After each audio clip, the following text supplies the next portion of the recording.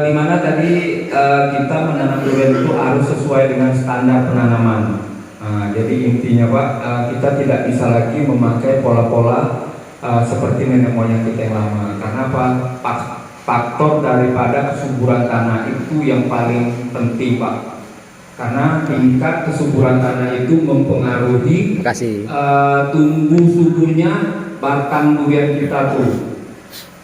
Kesuburan tanah. Kedua, geografis letak setiap daerah itu juga menentukan Pak kesuburan tanah Pak. Kesuburan batang durian yang bakalan kita tanamin tersebut.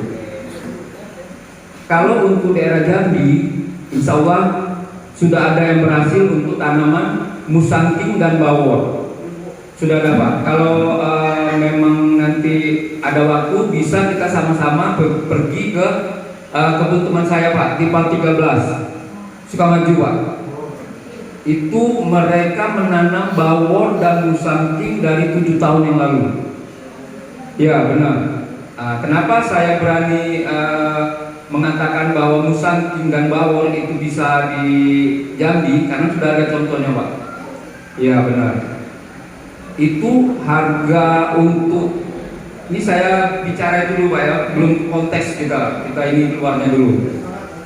Konteks untuk satu buah durian musangking itu saja Pak, itu bisa dihargai 400.000 loh Pak. Kalau kita susah saja aduh, mikir-mikir juga nak belinya Pak. Karena apa? Itu memang durian premium, istilahnya itu belum banyak dibudidayakan oleh masyarakat Jambi. Kalau kemarin terakhir saya ke sana itu kebanyakan orang-orang Chinese Pak yang membeli durian musangking dengan bawor itu. Nah, jadi memang alhamdulillah program kerja daripada Bapak Kepala Desa Bakung, Bapak Pahmi untuk sebagai ekonomi kerakyatan juga Pak bisa diaplikasikan di samping rumah maupun juga di kebun. Sebenarnya kalau memang kita untuk skala kebun itu lebih bagus. Durian yang untuk kita skala kebun cocoknya Pak memang 2 Pak. Kalau saya rekomendasikan, yaitu untuk jenis musangking dengan bawor. Karena musangking dan bawor itu cocok untuk daerah kita, daerah dataran rendah. Dan juga durian musangking itu kita kan tahu Pak, musangking itu berasalnya dari mana Pak? Ada yang tahu Pak? Kalau untuk durian musangking?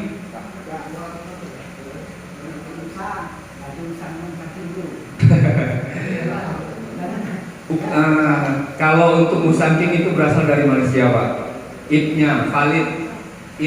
Pohon induk tunggalnya itu berasal dari Malaysia. Kalau bawor itu asli produk lokal unggulan Indonesia Banyumas. Kalau Thailand itu montong.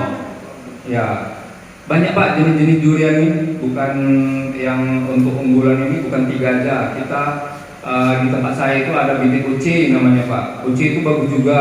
Ada namlung, ada D24, ada montong, ada bawor, musangking. Itu jenis-jenis durian yang unggul.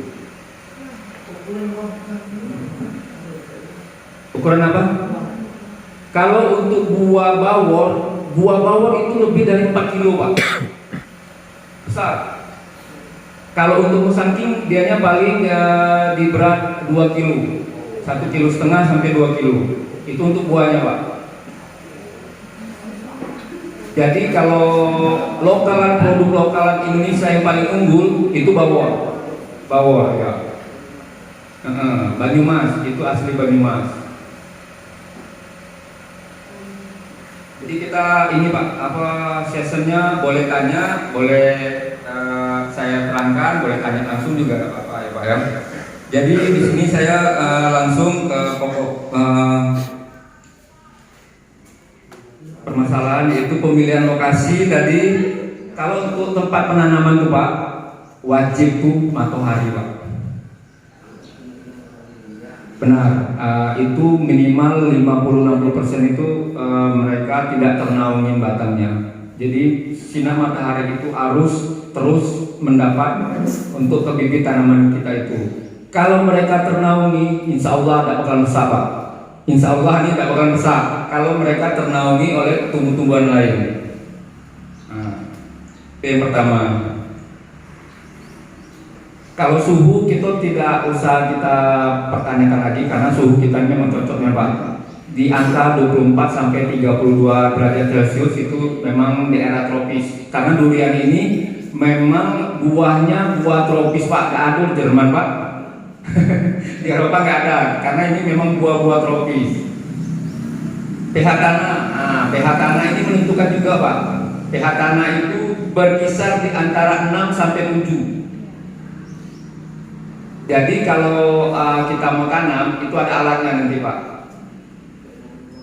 Ya, kita cucukin sudah pH tanahnya apakah sudah netral, sudah stabil atau belum untuk pembudidayaan bibit durian. Nanti kalau misalnya Bapak mau tanam, ada skala kebun atau apa, panggil saya tidak apa-apa Pak, saya ada alatnya dan juga saya datang nanti. Karena saya saya ini sebenarnya hobi passion Pak. Passion saya itu menanam.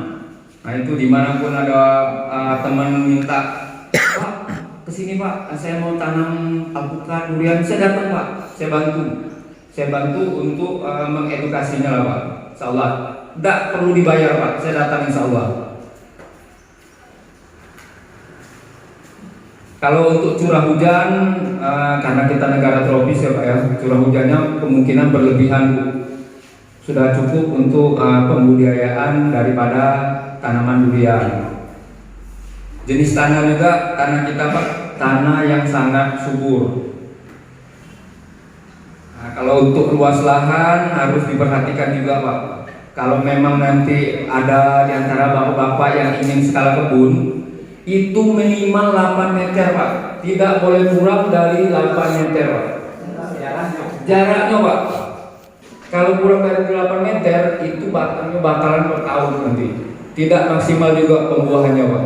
Karena kalau batang sudah bertahu, fotosintesis daripada batang durian itu akan terganggu Pak.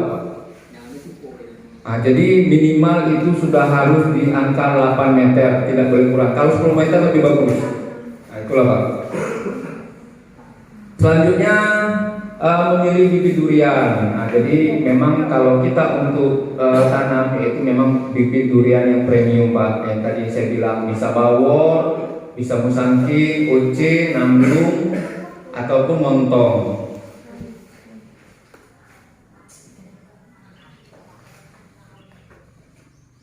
Dan juga cari bibit durian itu yang tidak pertama yaitu tidak terjangkit bibit penyakit ataupun bakteri, itu yang pertama. Yang kedua, daunnya berjumlah sudah banyak Pak, otomatis 50 cm itu sudah bisa tanam, ketinggian 50 cm. Ketiga, batang dan perakarannya sudah bagus. Nah itulah Pak. Sampai sini Pak, ada yang mau ditanyakan dulu Pak? Silakan. Pak, saya mau menanyakan buah durian kita. Halo. Halo.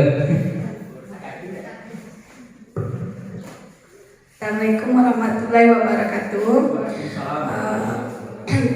Nama saya Halimat Sadia. Saya ingin menanyakan kenapa buah durian itu bisa tumbuh di daerah tropis, tidak bisa tumbuh di sana daerah Kudung gitu. Apa sebabnya? Ya, terima kasih. Ya, terima kasih Ibu. Siapa Bu? Halimah. Ibu Halimah, pertanyaan yang bagus Bu. Kenapa tidak bisa tumbuh di daerah non tropis ya Bu ya? Karena batang durian ini pertama memang tanaman tropis Bu.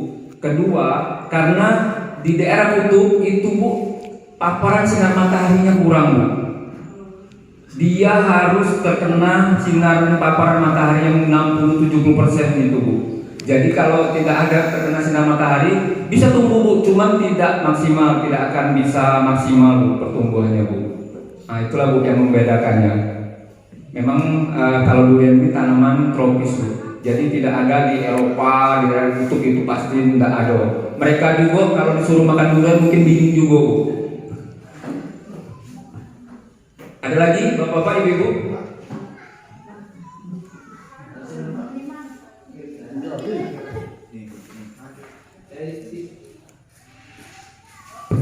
Assalamualaikum warahmatullahi wabarakatuh. Saya penasaran Pak dengan musangking tadi Pak. Awalnya itu gimana Pak? Apakah awalnya dari durian biasa kita kembangkan menjadi musangking Pak? Awalnya Pak. Ya sekian Pak. Oke, terima kasih Pak. Jadi gini, kalau tanaman kita kan ada varietasnya banyak tuh Pak. Ada musangking, bawor, nanglung, oce ya Pak ya, semua. Itu tuh sebenarnya Pak tergantung dari tip Pak. Tip itu pohon induk tunggal. Di Thailand, di Malaysia ini pertama kali yang menemukan tipnya itu mereka memberi namanya musangking. Jadi didaftarkanlah namanya musangking Pak. Bibit, semua bibit ini Pak pasti dari biji Pak. Karena perbedaan tekstur tanah, lokasi dan juga itu yang menentukan Pak. Jadi kita seperti di Jambi gitu. Saya bukan berbicara durian Pak ya. Di Jambi itu ada juga kayak seperti alpukat Pak. Itu namanya aja Pak. Ada penemunya Ibu Misra, jadi alpukatnya Misra. Nah itulah. Jadi kalau musangking itu orang yang pertama kali menemukan pitnya musangking, maka dinamakan musangking. Pohon induk tunggalnya. Terima kasih.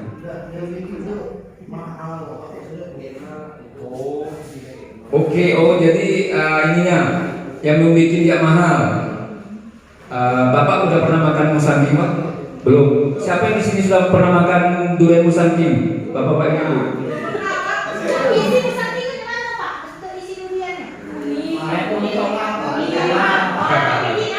Belum pernah makannya ya Bu ya?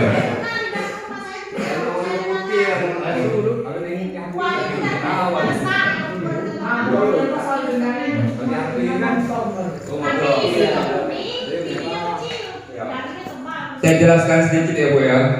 Kenapa musangking itu bisa mahal? Yang pertama Pak, rasanya memang creamy. Karena saya baru sekali juga makannya, memang beda dengan durian yang kita makan sehari-hari Pak. Beda sekali. Kadar minyaknya itu Pak lebih sedikit Pak. Beda dengan kita makannya, kayak gak kati aku kata orang tuh, kayak busa itu Nah, kalau benar, itu yang pertama. Rasa musangking itu Pak, yang saya tangkap itu ada rasa pahit-pahitnya Pak. Sama dengan kalau kita orang dusun kita kok durian apa tuh, tembago tuh. Cuma lebih enak lagi dari durian tembago. Nah, warnanya kuning pekat Pak. Kalau untuk musangking itu kuning pekat. Kedua, rasanya creamy, ada rasa pahit-pahitnya sedikit. Nah, itu yang membedakan dengan durian-durian kita lokal Pak. Nanti insya Allah kalau panen di Pal 13 nanti kalau saya mampir ke Siko, saya bawa ya Siko musangking untuk datuk nantinya.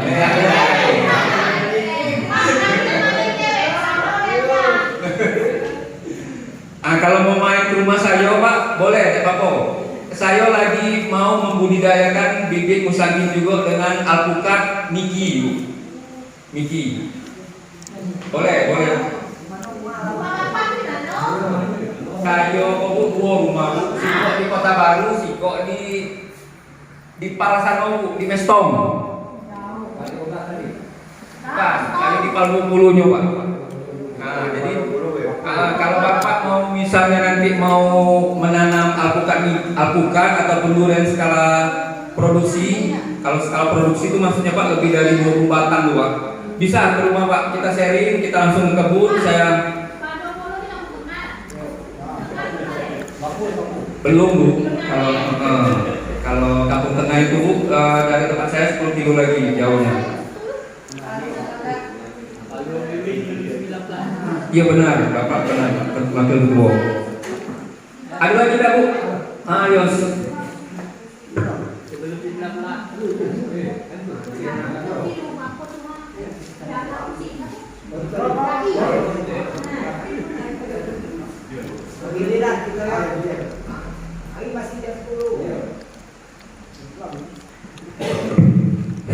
Terima kasih. Assalamualaikum warahmatullahi wabarakatuh. Saya sangat tertarik dengan apa yang dibahas oleh bapak-bapak tadi dari awal sampai sekarang, yaitu masalah penanaman durian yang lebih baik. Yang saya pertanyakan, zaman dahulu tanaman durian itu Pak sangat bagus, sangat elok, kan hasilnya lebih banyak timbangan zaman sekarang. Jadi yang saya tanyakan Pak, jadi bagaimana cara mengatasi tanaman durian itu lebih bagus untuk masa zaman sekarang ini? Buahnya bagus, tanamnya bagus, untuk sekarang zaman sekarang ini. Sebab zaman sekarang ini banyak pohonnya mati Pak, tumbang. Jadi itu yang saya tanyakan. Terima kasih. Oke, terima kasih Pak.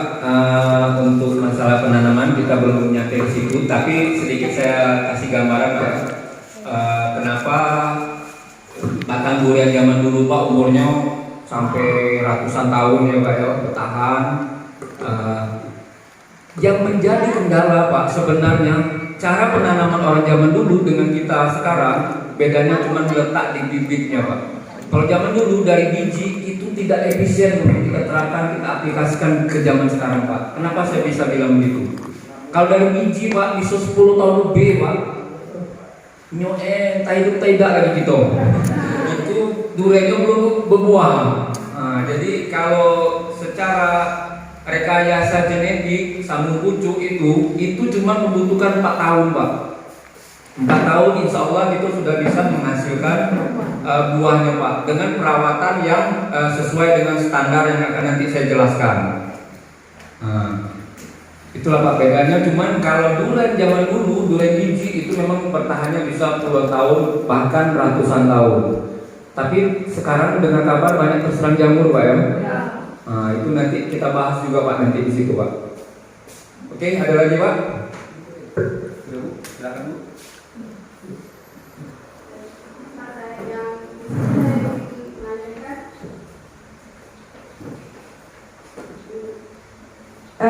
Tadi ada dikatakan di sini ada jenis-jenis tanah yang baik adalah jenis latosol, fosforik, serta andosol. Bagaimana kita mengetahui kalau ini tanahnya jenis latosol, misalnya yang ini jenis fosforik atau andosol? Bagaimana cara mengetahuinya? Terima kasih. Oke, terima kasih Bu. Kalau jenis tanah ini sebenarnya Bu, saya kurang itu juga. Cuma intinya Bu, kalau tanah latosol itu Bu kekuning-kuningan Bu. Kalau itu endosil itu tanah kayak kita gembur. Itu tanah yang cocok untuk budidaya tanaman durian Pak. Itulah Pak intinya Pak. Kalau Indonesia insya Allah cocok semua Pak. Mungkin saya lanjutkan lagi Bu ya ke pembahasan yang utamanya nih, menanam durian ini. Jadi nanam durian ini Pak Bu sebenarnya gampang-gampang mudah Pak. Kenapa saya bisa bilang kayak gitu?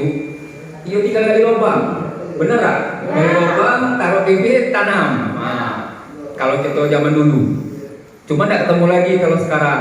Jadi di sini saya mau mengedukasi sedikit, sama-sama kita belajar ya Pak ya. Bagaimana cara saya menanam? Ini pengalaman saya itu ya. Bagaimana cara saya menanam bibit buah-buahan alpukat maupun durian. Saya perlu pakai ini Pak, karena sudah sering saya lakuin. Yang pertama tuh, memang kita tuh kalau nak buka lahan tuh saya bersihkan lah dulu. Memang intinya Bu, lahan itu tidak ada bunganya Bu, sudah bersih semua. Karena apa? Dari tumbuhan-tumbuhan liar itulah yang nanti bakalan membawa bibit-bibit penyakit Pak. Itulah inti yang pertama Pak. Kalau memang kita fokus prioritas untuk kita menanam skala kebun, kalau sikot dua bisa lah sampai rumah ya kan, bersihkan dikit ya kan. Kalau untuk skala kebun itu tidak main-main Pak. Itu memang kita perlu modal dan tenaga Pak, dan biaya juga. Karena semuanya tidak bisa kalau kata orang kita tuh basing-basingan. Yang pertama, gulma semua pohon-pohon yang mengganggu itu harus dari tebang semua Pak. Jengkol, peti, adus itu juga tebang tuh Pak. Karena tanaman durian ini tanaman yang ini yang manja. Beda dengan alpukat masih. Kalau alpukat masih bisa, kalau durian no, tidak bisa asli. Nah, itu yang pertama, Pak. Yang kedua, yang paling vital penanaman itu penggalian lubangnya, Pak. Itu minimal 75 cm diameter kalau sayur. Tahu, Pak? 75 cm, ini 75, kedalaman 75 juga. Benar, Pak? Nah, itulah yang membedakannya. Kedalaman tanah kedalam 75, diameternya 75 cm juga. Selanjutnya kita sudah harus menyediakan pertama kohe kambing ataupun sapi yang sudah difermentasi, Pak. Tahu, Pak, kalau fermentasinya pakai apa? Belum. Nah, jadi di sini saya bahas juga dasar daripada penanaman bibit-bibit itu harus ada pupuk organik yang sudah difermentasi. Kalau tidak difermentasi, no, mati, Pak, kata gitu, Pak. Kalau itu taruh kayak kambing atau kayak sapi itu dalam itu selesai, tidak bisa itu. Jadi harus pakai IM4, Pak. IM4 tuh ada untuk perikanan, untuk pertanian atau perkebunan, dan juga untuk peternakan. 3. Jadi kita yang pakai yang warna kuning itu harus sudah difermentasi dulu kohenya, Pak, teleknya tadi, Pak.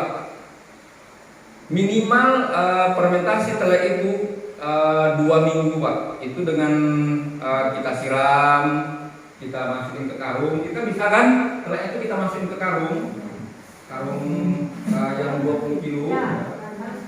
Itu harus kita 3 hari sekali kita siram pakai IM4-nya, Pak. Bagaimana pengaplikasian IM4? Nah, kita perlu juga tak? Dengan 3 tutup botol, dengan itu dapat 2 liter air, 3 tutup botol. 3 tutup botol dengan 2 liter air. Masukin IM4 3 tutup botol ke dalam 2 liter air, kita aduk. Nah, itu kan mikroorganisme, Pak, bakteri yang bakalan kita hidupin ini. Harus dikasih makan, Pak. Apa makanannya, Pak? Gula. Yang paling gampang gula 2 sendok makan aja. Itu diendapkan selama lebih kurang 20 menit biar dia berkembang biak dulu, mikroorganismenya, bakterinya, Pak. Nah, setelah 20 menit itu nanti tuh banyak tuh bakterinya. Baru kita aplikasikan ke kohe yang mau kita fermentasi tadi. Baru kita sirami, Pak. Rata dulu, Pak. Rata semuanya dapat. Baru kita tutup karungnya tadi itu, kita tempat jangan tanpa udara, Pak, ya. Jadi jangan ada udara bisa keluar masuk. Nah, itu selama 3 hari nanti diulangi lagi, Pak. Ya, siram lagi seperti yang aplikasi yang pertama tadi sampai 20 hari. Nah, insya Allah sudah masak kohenya, baru kita aplikasikan untuk ke dalam lubang kita mau menanam, Pak. Jadi kalau nanti dapat durian misalnya nih, Pak, jangan langsung tanam, Pak. Ada ini tidak produktif nanti, Pak, tidak menghasilkan apa-apa nanti. Nah, jadi pertama itu langkahnya, gali lubangnya diameter 75. Yang kedua, kita harus sudah menyiapkan kohe teleknya itu yang sudah difermentasi. Yang ketiga, kita juga harus menyiapkan purodan, Pak. Purodan, pernah dengar purodan, Pak?